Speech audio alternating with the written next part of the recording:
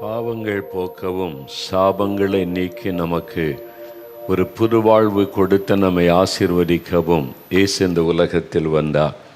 சிலுவையிலே தன்னை பலியாய் கொடுத்தார். அதனால தான் அவருடைய ஆசீர்வாதங்களையும் அற்புதங்களையும் நாம் ருசித்து கொண்டிருக்கிறோம். இந்த நிகழ்ச்சியில் பங்கு பெறுகிற உங்களை பார்க்கிறது எனக்கு அதிக சந்தோஷம். சுகமாக இருக்கிறீங்களா? கடந்த வாரம் எல்லாம் ஆண்டவர் உங்களுக்கு நல்லவராக இருந்து வழி நடத்தினாரா?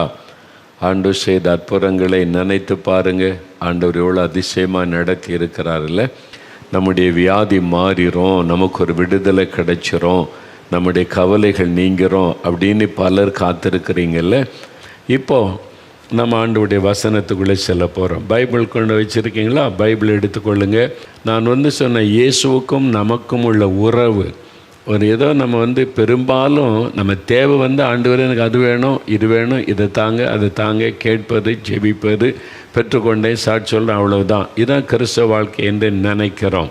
இல்லை, அதெல்லாம் கிறிஸ்தவ வாழ்க்கை.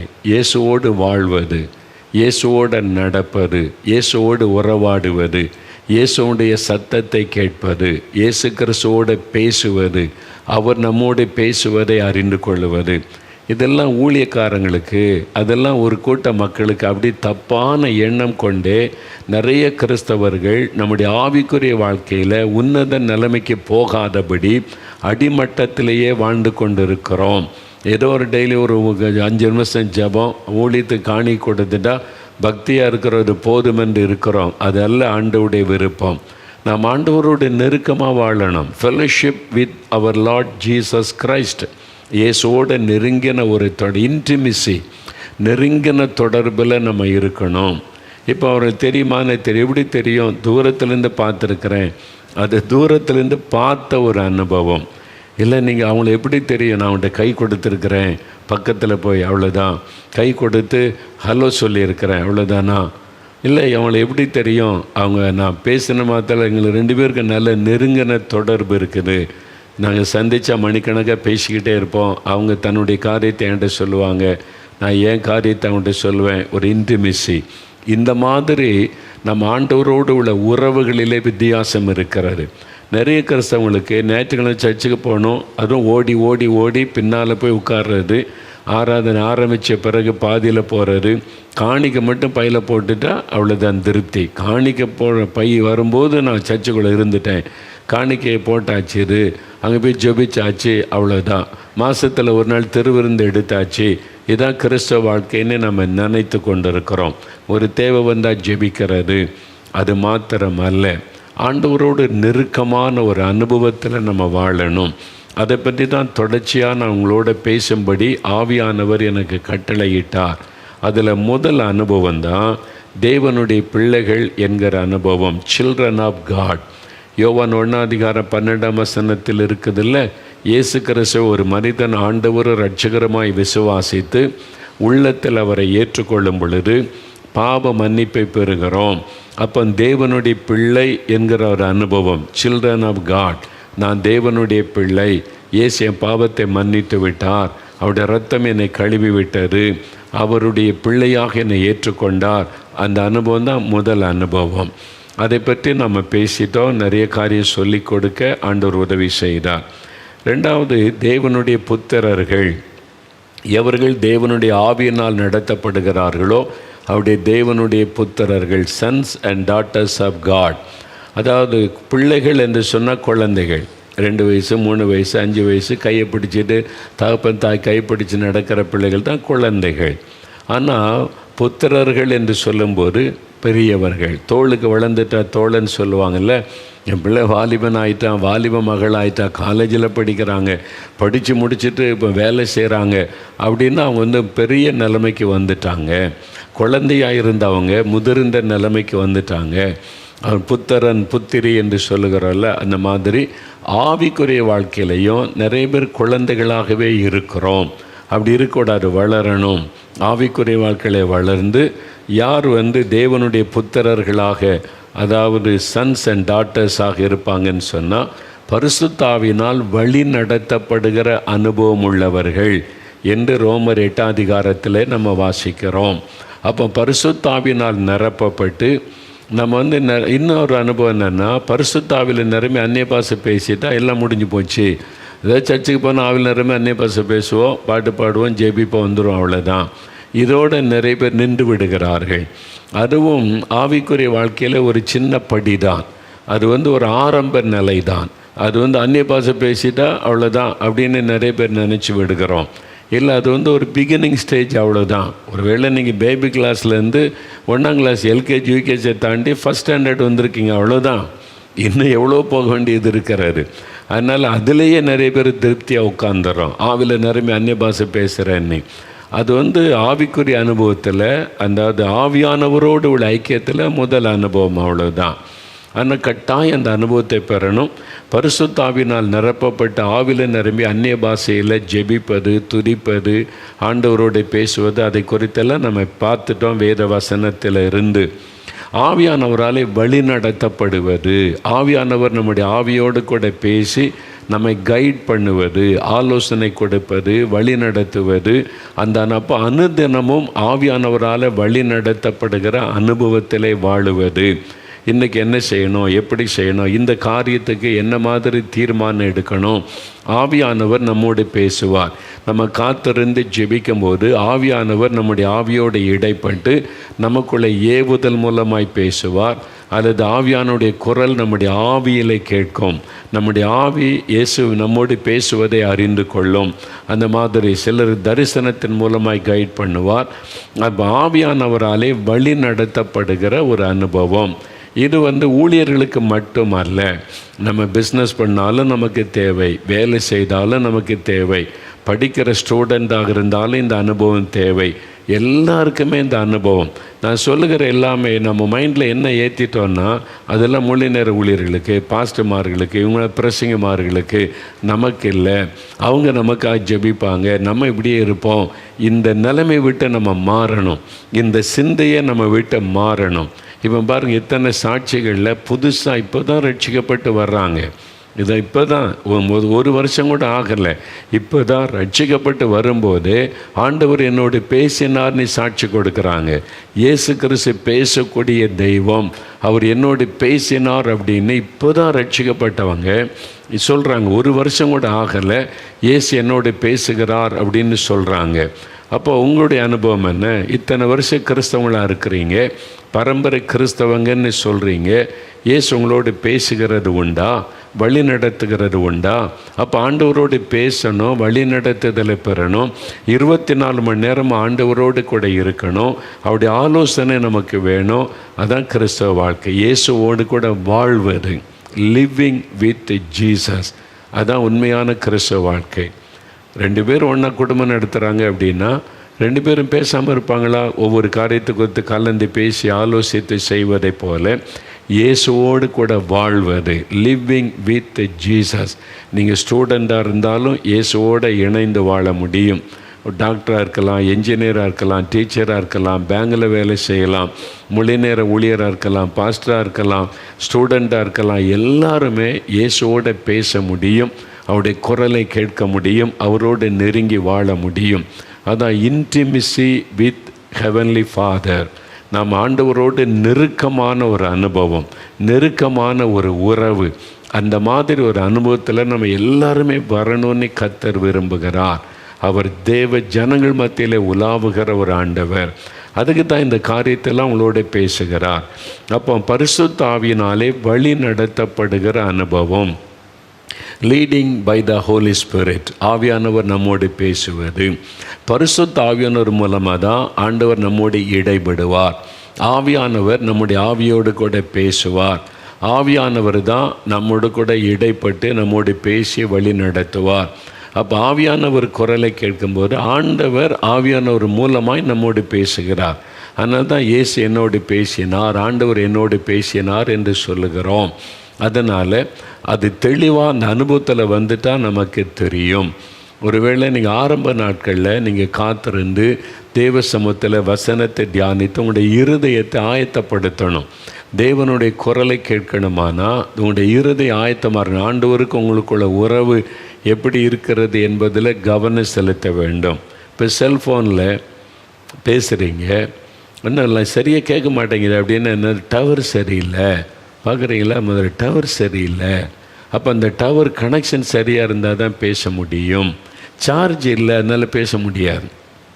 சார்ஜ் இல்லைன்னாலும் பேச முடியாது. செல்ஃபோன் இருக்குது, டவர்லாம் நல்லா இருக்குது, சார்ஜ் இல்லை, பவர் இல்லை அப்படின்னாலும் பேச முடியாது. அப்போது நம்முடைய ஆவிக்குரிய வாழ்க்கையில் பரிசுத்தாவினால் உண்டாக்கப்பட்ட வல்லமை, அந்த நிரப்பப்படுதல், அந்த அபிஷேகத்தின் வல்லமை இருந்து கொண்டே இருக்கணும். அப்போ தான் நம்ம ஆண்டவரோடு நம்ம பேச முடியும், உறவாட முடியும், அவருடைய குரலை கேட்க முடியும். டவர் சரியில்லை, கனெக்ஷன் சரியில்லைன்னா அந்த கனெக்ஷனை சரிப்படுத்தணும். அந்த மாதிரி சரிப்படுத்திட்டா தொடர்பு கொண்டு பேச முடியும். அப்போ ஆண்டவருக்கு நமக்குள்ள உறவில் பாவம் தான் தடையை கொண்டு வரும். நம்ம பாவம் நிறைந்த உலகத்தில் இருக்கிறோம். அதனால் சில பாவங்கள், சில தவறுகள் நம்முடைய வாழ்க்கையில் வந்துவிடும். அது தேவனோடு பேசக்கூடாதபடி தடையை கொண்டு வரும். அப்போ ஆண்டவரிடத்தில் போய் நம்ம உள்ளத்தை திறந்து ஆண்டவருடைய தவறை ஒத்துக்கொண்டு பாவரிக்கை செய்து ஜெபிக்கும்போது அவருடைய இரத்தத்தினால் கழுவப்பட்டு அவருடைய பரிசுத்தாவினால் சுத்திகரிக்கப்பட்டு மறுபடியும் ஆண்டவரோடு ஐக்கியப்பட்டு விடுகிறோம். அப்போ அந்த கனெக்ஷன் சரியாகிட்டால் தான் ஆண்டவரோடு பேச முடியும், குரலை கேட்க முடியும். அந்த மாதிரி இன்டிமெசி அப்படியேப்பட்ட ஒரு வாழ்க்கைக்கு நம்ம ஒப்பு கொடுக்கணும். தினந்தோறும் அவரோடு பேசுகிற, பழகுகிற, வாழுகிற அனுபவத்தில் நம்ம வர வேண்டும். அது ரொம்ப முக்கியமான ஒரு காரியம். நம்ம சில சமயம் உலக வாழ்க்கையில் வாழுகிறோம். அவசரமாக பல வேலைகள், பொறுப்புகள் இருக்கும்போது நம்ம அதிக நேரம் காத்திருந்து ஜெபிக்க தவறி விடுகிறோம். சில பாவ காரியங்கள் நமக்குள்ளே நம்மளை அறியாமல் நுழைந்து நம்முடைய வாழ்க்கையை கரைப்படுத்தி விடுகிறது. கொஞ்ச நாள் ஸ்ட்ரகிள் பண்ணாலும் ஆண்டவரிடத்தில் அதை அறிக்கையிட்டு ஜெபிக்கும்போது ஆண்டவர் அதை மன்னித்து சரிப்படுத்தி மறுபடியும் நம்ம தேவனோடு நெருங்கி இருக்கிற அனுபவத்துக்குள்ள ஆவியானவர் கொண்டு வந்து விடுவார். அதனால் அதை முடியாது, என்னால் அவ்வளோதான், நீ விட்டு விடக்கூடாது. நீங்கள் ஆண்டவரோடு நெருங்கி வாழுகிற அனுபவத்துக்கு அர்ப்பணித்து கொள்ளணும். தினந்தோறும் அதற்காக ஜெபிக்கணும். ஒரு நாள் முடியலை, ஒரு நாள் செய்யலைன்னு நம்மளால் முடியாது அப்படின்னு விட்டு விடக்கூடாது. மறுபடியும் பிரயாசப்படணும், மறுபடியும் முயற்சி பண்ணணும். நீங்கள் பண்ணி ஆண்டவரோடு நெருங்கிற அனுபவத்தில் வந்துட்டிங்கன்னா கொஞ்ச காலம் வந்த பிறகு உங்களுக்கு ரொம்ப சுலபமாயிரும். கனெக்ஷன், ஆண்டவருக்கு உங்களுக்குள்ள கனெக்ஷன் ரொம்ப ஸ்ட்ராங் ஆயிரும். அதன் பிறகு நீங்கள் ஆண்டவரோடு பேசுவதும் அவருடைய குரலை கேட்பதும் உங்களுக்கு சுலபமாகிவிடும். அந்த பழக்கத்துக்குள்ளே நீங்கள் வர வேண்டும் என்று தான் ஆண்டவர் விரும்பி உங்களோடு பேசுகிறார். அதனால் ஆண்டவர் நம்மகிட்ட பேச மாட்டார், நம்ம குரலெல்லாம் கேட்க முடியாது, அவங்ககிட்ட பேசுவார், இவங்ககிட்ட பேசுவார், நான் தகுதி இல்லை, இந்த மாதிரி சொல்லியே நிறைய கிறிஸ்தவர்கள் நம்முடைய ஆவிக்குரிய வாழ்க்கையில் தாழ்ந்த பேஸ்லேயே உட்கார்ந்துருக்கிறோம். உயர்ந்த பைபிளில் சொல்லப்பட்ட உயர்ந்த ஆவிக்குரிய அனுபவத்துக்குள்ளே வராமலேயே வாழ்ந்து கொண்டு இருக்கிறோம். அந்த ஆண்டவர் இந்த கடைசி காலத்தில் நம்மோடு நெருங்கி வந்து உறவாட விரும்புகிறார். இந்த நாட்களில் ஸ்கூலில் படிக்கிற பிள்ளைகள் ஆண்டவரோட பேசுகிறாங்க, ஆண்டவர் அவங்களோட பேசுகிறாங்க. வேலை செய்கிறவங்க, பிஸ்னஸ் பண்ணுறவங்க ஆண்டவரோட நடக்கிறாங்க. நிறைய பேர் இன்றைக்கு நான் பார்க்கிறேன். இந்த கடைசி காலத்தில் ஆண்டவர் ரொம்ப அழகாய் நம்மோடு நெருக்கமாய் வந்து உறவாடி நம்மை வழிநடத்த விரும்புகிறார். அதுக்கு பரிசுத்தாவினால் வழிநடத்தப்படுகிற இந்த அனுபவம், அதில் வந்துட்டால் தான் நீங்கள் தேவனுடைய புத்திரர் என்ற அனுபவத்துக்குள்ளே இருப்பீங்க. மூன்றாவது ஒரு அனுபவம் இருக்கிறது, அது வேதத்தில் வாசிக்கிறோம். இயேசுனுடைய சீஷராகுவது, சீஷராய் மாறுவது, அதாவது டிசைப்பிள் ஆஃப் ஜீசஸ், இயேசுனுடைய சீஷர்களாய் மாறுவது. நம்ம சீஷர்கள் அப்படின்னு சொன்ன உடனே மைண்டில் நிறைய தப்பானதை நம்ம நிறைய மைண்டில் நம்ம சேர்த்து வச்சுருக்கிறோம். சீஷர்கள் அப்படின்னா அவங்க ஊழியம் செய்கிறவங்க, அது பாஸ்டரு, போதகர், பிஷப்பு, அது மாதிரி பிரதர் மாதிரி சுவிசேஷம் அறிவிக்கிறவங்க, அவங்க தான், இப்படி தான் நம்ம நினைத்து கொண்டு இருக்கிறோம். இல்லை, பைபிளை நீங்கள் தெளிவாக அறிந்து கொண்டீங்கன்னா உங்களுக்கு தெளிவாக புரியும். இது நம்ம எல்லாருக்கும் உள்ள ஒரு எக்ஸ்பீரியன்ஸ். சீஷர் ஆவது, இயேசு கிறிஸ்துவனுடைய சீஷர், டிசைபிள்ஷிப், அந்த அனுபவம் எல்லாருக்கும் உரியது. அதை நீங்கள் அறிந்து கொள்ளணும். அது வேத வசனத்திலேருந்து நான் உங்களுக்கு விளக்கி சொன்னால் சில வசனத்தை பார்க்கும்போது உங்களுக்கு புரியும். ஏன்னா நம்ம நிறைய காரியம் நம்ம தப்பாகவே கேள்விப்பட்டு தப்பாகவே மைண்டில் வச்சு அதனால் நம்ம இது போதும் அப்படின்ற வாழ்க்கை வாழ்ந்து கொண்டு இருக்கிறோம். ஆவிக்குரிய வாழ்க்கையில் வளராமலேயே நம்ம வாழ்ந்து கொண்டு இருக்கிறோம். அதனால் இயேசுவோட நெருங்கி இருந்தவங்க தான் சீஷர்கள். ஒருத்தர் குரு அவங்களுக்கு ஷீடர் இருந்தால் பாருங்கள், அவங்க ஒரு நல்ல ஃபெலோஷிப் ரொம்ப திக்காக இருக்கும், ரொம்ப ஸ்ட்ராங்காக இருக்கும் அவங்களுக்குள்ள. பார்த்திங்களா, சீடனுக்கும் அந்த குருவுக்கும் உள்ள ஃபெலோஷிப் என்பது ரொம்ப திக்காக ரொம்ப ஸ்ட்ராங்காக இருக்கும். அப்போ நம்ம சீஷர்களாக மாறணும் என்பது ஆண்டவருடைய ஒரு விருப்பம். யார் இந்த சீஷர்கள்? ஆண்டவர் சீஷர்களை தெரிந்து கொண்டார் என்று பார்க்கிறோம். மார்க்கு 3ஆம் அதிகாரம் 14-15 வசனங்கள் பார்த்திங்கன்னா, மார்க்கு 3ஆம் அதிகாரம் 14. பைபிளை திருப்புங்க. பைபிள் கொஞ்சம் வசனத்தை கொஞ்சம் நீங்கள் மனசில் பதிச்சாதான் இந்த காரியங்களை நீங்கள் தெளிவாக அறிந்து ஒரு ஆவிக்குரிய அனுபவத்தில் வளர முடியும். மார்க்கு 3ஆம் அதிகாரம் எடுங்க, 14-15 வசனம் நான் வாசிக்கிறேன். முதலாவது 12 பேரை ஆண்டவர் தெரிந்தெடுக்கிறார் பாருங்கள். அப்பொழுது இயேசு, அதாவது 51ஆவது பக்கம் புதிய ஏற்பாட்டில், அப்பொழுது இயேசு 12 பேரை தெரிந்து கொண்டு அவர்கள் தம்மோடு கூட இருக்கவும் பிரசங்கம் பண்ணும்படியாக தாம் அவர்களை அனுப்பவும் வியாதிகளை குணமாக்கி பிசாசுகளை துரத்தும்படி அவர்கள் அதிகாரமுடையவளாய் இருக்கவும் அவர்களை ஏற்படுத்தினார். முதல் அப்போஸ்தலர்கள் என்று சொல்லுகிற 12 சீஷர்கள், இயேசுவின் சீஷர்கள். அதான் அவங்கள தன்னோடு கூட வைத்து கூட அவர் தெரிந்து கொண்டார். அவங்க தெரிந்து கொள்ளப்பட்டவர்கள். அதே மாதிரி லூக்கா 10ஆம் அதிகாரம் 1ஆம் வசனம் பாருங்கள். அடுத்து இன்னொரு குரூப் ஆண்டவர் தெரிந்து கொள்கிறார். லூக்கா 10ஆம் அதிகாரம் 1ஆம் வசனத்தில், இவைகளுக்கு பின்பு, அதாவது 95ஆவது பக்கம் புதிய ஏற்பாட்டில் எடுத்துட்டிங்களா, லூக்கா 10ஆம் அதிகாரம் 1ஆம் வசனம் பாருங்கள். இவைகளுக்கு பின்பு கர்த்தர் வேறு 70 பேரை நியமித்து தாம் போகும் சகல பட்டணங்களுக்கும் இடங்களுக்கும் அவர்களை தமக்கு முன்னே 2 பேராக அனுப்பினார். இது ஒரு 70 பேர். முதல் ரவுண்டு இயேசுவோடு நெருங்கி இருக்க 12 சீஷர்கள். அதன் பிறகு ஒரு 70 சீஷர்களை தேவன் தெரிந்து கொள்ளுகிறார். இதை நம்ம வேதத்தில் பார்க்கிறோம். 70 பேரை தேவன் தெரிந்து கொண்டார். இந்த சீடர்கள், இயேசுடைய சீஷர்கள் அப்படின்னு சொன்னால் அதில் என்ன நமக்கு ஒரு பெரிய ஆசீர்வாதம்னா, அவர்களோடு ஆண்டவர் தனித்து பேசினார். லூக்கா 9ஆம் அதிகாரம் 1ஆம் வசனம் பாருங்கள். 93ஆம் பக்கம் லூக்கா 9:1. இயேசு தன்னுடைய 12 சீஷரையும் வரவழைத்து சகல பிசாசுகளையும் துரத்தவும் வியாதி உள்ளவர்களை குணமாக்கவும் அவர்களுக்கு வல்லமையும் அதிகாரமும் கொடுத்து, கீழே நீங்கள் வாசிக்கொண்டே வந்தீங்கன்னா நிறைய ஆண்டவர் அவங்களுக்கு சொல்லி கொடுக்கிறார்.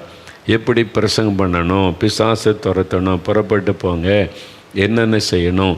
அப்போ சீஷர்களோட தனித்து பேசுகிறார். பொதுமக்களோடு பேசுவது வேறு, சீஷர்களோடு ஆண்டவர் பேசுவது வேறு. அப்போ ஆண்டவர் சீஷர்களோடு தனித்து பேசுகிறார். இதை நம்ம பார்க்கிறோம். அது மாத்திரம் இல்லை, லூக்கா 9ஆம் அதிகாரம் 18ஆம் வசனத்தில், அதே பக்கத்தில் பாருங்கள் 18ஆம் வசனம். பின்பு இயேசு தமது சீஷரோட கூட தனித்து ஜெபம் பண்ணி கொண்டிருக்கையில், தன் சீஷரோட தனித்து ஜெபம் பண்ணுகிறார். நல்ல கவனிங்க, சீஷரோட தனித்து பேசுகிறார், சீஷரோடு தனித்து ஜெபம் பண்ணுகிறார். ஜெபிக்கும்போது நிறைய பேசுகிறார். ஜனங்கள் என்ன யாருன்னு சொல்கிறாங்க, உறவாடுகிறார். நீங்கள் சொல்லுங்கள், வேறு ஆண்டவர் அவங்கள்ட்ட நல்ல மனம் திறந்து பேசுகிறார். அதான் ஒரு ஃபெலோஷிப், நெருங்கின ஒரு அன்பு ஐக்கியம் உண்டாகிறதே நம்ம பார்க்கிறோம். தனித்து ஜெபிக்கிறார். இப்போ லூக்கா 11ஆம் அதிகாரம் 1ஆம் வசனம் பாருங்கள். லூக்கா 11ஆம் அதிகாரம் 1ஆம் வசனம் 97ஆவது பக்கம் புதிய ஏற்பாட்டில், இயேசு ஒரு இடத்தில் ஜெபம் பண்ணி முடித்த பின்பு அவருடைய சீஷரில் ஒருவன் அவரை நோக்கி, ஆண்டவரே, யோவான் தன் சீஷருக்கு ஜெபம் பண்ண போதித்தது போல நீரும் எங்களுக்கு போதிக்க வேண்டும் என்றான். பாருங்கள், தனியாக ஆண்டவர் அவளோட தனித்து பேசுகிறார், தனித்து ஜெபம் பண்ணுகிறார், தனித்து அவளுக்கு போதிக்கிறார், சொல்லி கொடுக்கிறார், டீச்சிங். ஜெபம் பண்ண போதிக்கிறார். அவங்க கேட்குறான், இயேசு ஜெபிக்கிறத பார்த்துக்கிட்டே இருந்து எங்களுக்கும் ஜெபிக்க சொல்லி கொடுங்க என்று சொன்ன உடனே ஒரு மாடல் ப்ரேயரை ஆண்டவர் அவங்களுக்கு சொல்லி கொடுக்கிறார். சீஷரோட அதிக நேரம் இயேசு தனித்து இருந்ததை, பேசினதை, உறவாடினதை நம்ம வேதத்தில் பார்க்கிறோம்.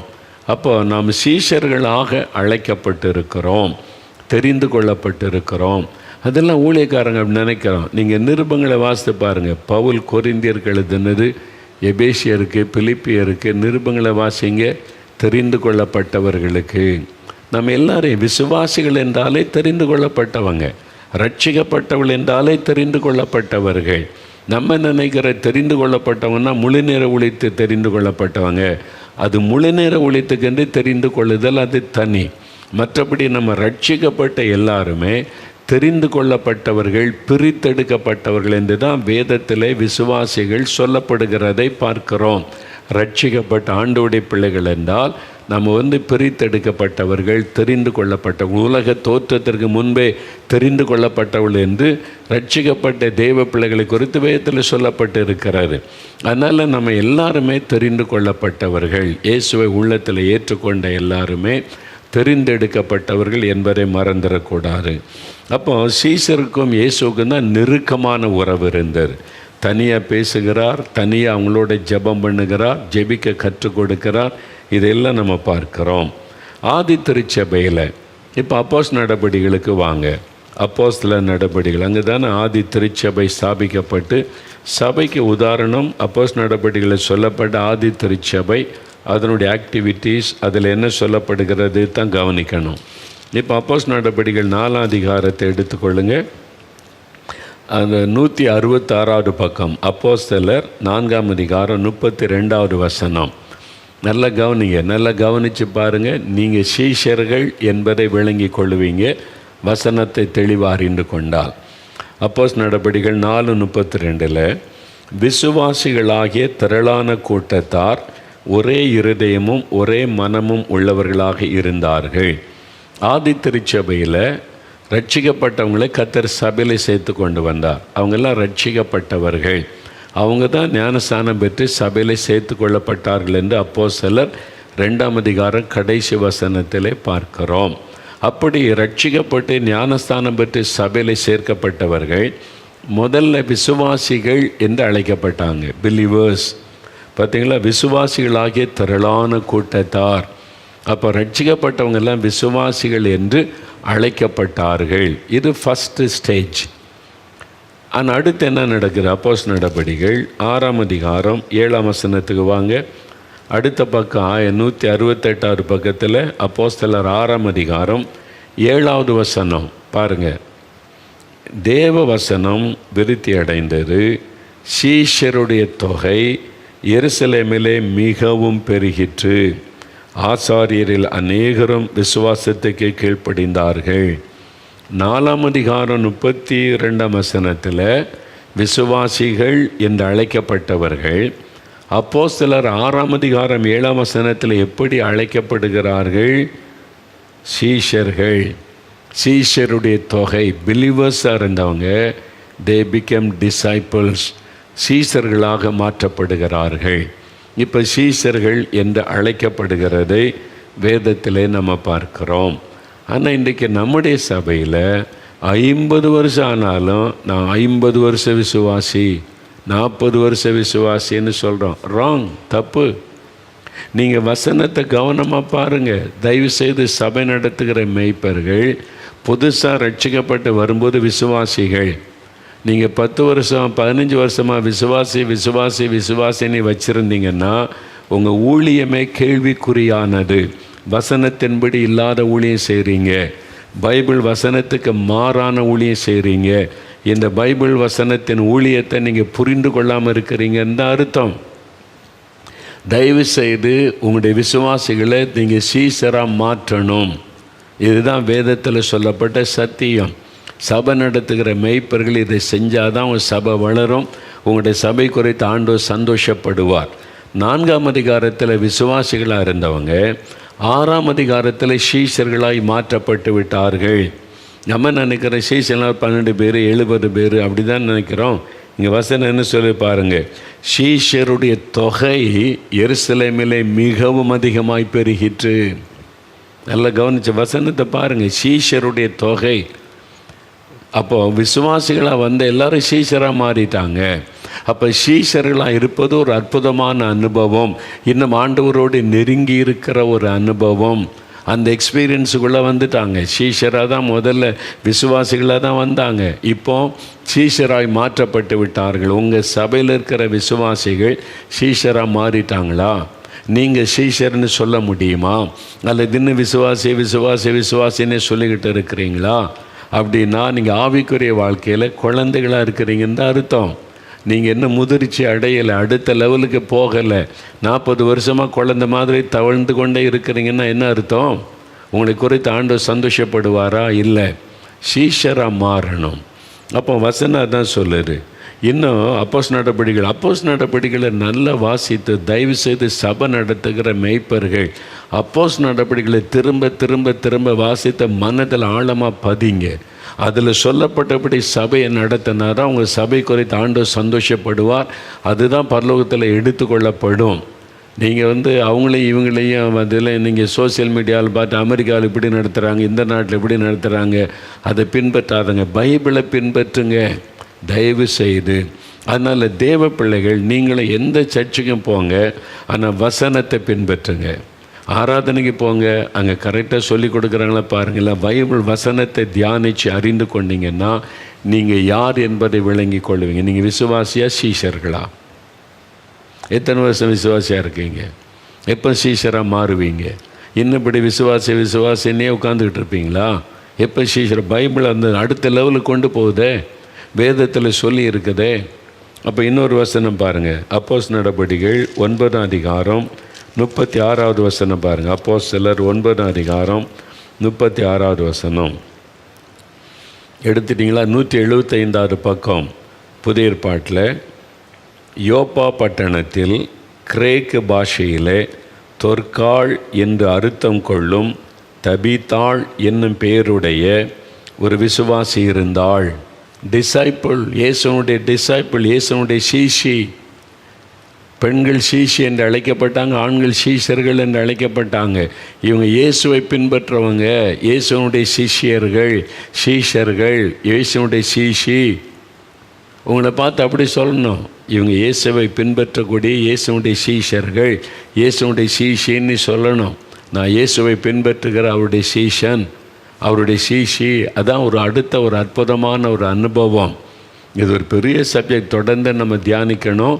இப்போ அந்த ஆரம்ப நேரத்தில் இதை யோசிங்க, வசனத்தை கொஞ்சம் தியானம் பண்ணுங்க. அந்த வசனம் சொல்லிட்டு பாருங்கள். தபீத்தாள் இவங்க தான தர்மம் செய்து ஏழைகளுக்கு உதவி செய்கிற ஒரு சகோதரி யோப்பா பட்டணத்தில் இருந்தாங்க. அவங்க இந்த தையல்லாம் நிறைய பேருக்கு சொல்லி கொடுத்து, ட்ரெஸ் எல்லாம் தைச்சி கொடுத்து நிறைய பேருக்கு உதவி செய்தாங்க. அதனால தான் இன்றைக்கி தையல் ஒரு நடத்தினாலே தொற்கால் தையல் பள்ளின்னு தான் வைப்பாங்க. ஏன்னா அது மாதிரி ட்ரெஸ் எடுத்து தைச்சி கொடுத்தாங்கல்ல, அது மாதிரி நன்மை செய்கிறவங்களாக இருந்தாங்க. அவங்களுக்கு இயேசுடைய வசனம் சொல்லுது சீஷி என்பதாக. அவங்க இயேசுடைய சீஷியாக இருந்தாங்க. அப்படி தான் வசனம் சொல்லுகிறாரு. இப்போ யோசித்து பாருங்கள், உங்களை பற்றி என்ன சொல்கிறாங்க? நீ விசுவாசியா சீஷர் ஆயிட்டீங்களா? புரியுதா உங்களுக்கு வசனம்? நீங்கள் முதல்ல இயேசுவை ஏற்றுக்கொள்ளும் பொழுது பாவ மன்னிப்பை பெற்று தேவனுடைய பிள்ளை என்ற அனுபவத்தில் வந்துட்டீங்கல்ல, நீங்கள் விசுவாசி. இப்போ இயேசுவை நான் விசுவாசிக்கிறேன், அவர் தான் என் ரட்சகர் ஆண்டவர்னு விசுவாசி.